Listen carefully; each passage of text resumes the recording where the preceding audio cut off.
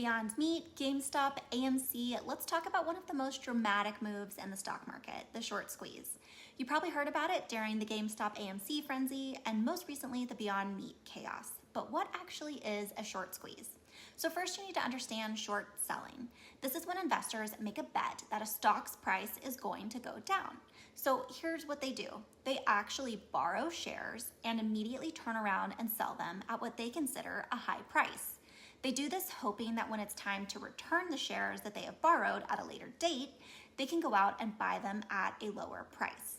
So, for example, if Apple's stock is trading at $100 per share and an investor thinks it's likely that the price is going to go down over the next 30 days, that investor might go out and find someone who's willing to loan them a share of Apple for 30 days.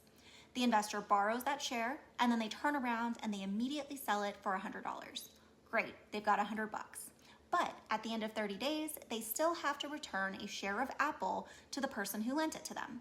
Since the investor believes that prices are going to go down, they are hoping that before their borrowing period is over, they'll be able to go out and buy a share of Apple for a lower price, so say $80. And then they return that cheaper share to the lender. So if the investor only has to pay $80 for a new share, then they get to pocket the rest of the $100 they made when they sold the original borrowed share. So they profit 100 minus 80, $20 in this instance. They sold it at a higher price and then they bought it back at a low price.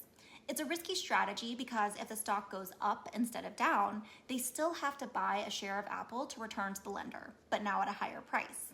Enter the short squeeze. This happens when the price of a heavily shorted stock suddenly starts rising, maybe because of good news, maybe a viral post on X, or just a surge in buying. And as the price climbs, short sellers start to panic.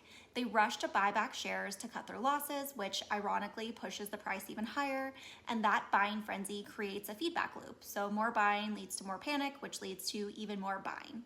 The result is a stock that skyrockets in price, not necessarily because of fundamentals, but because of pressure on short sellers. Basically, a financial tug of war where the losing side has no choice but to switch teams.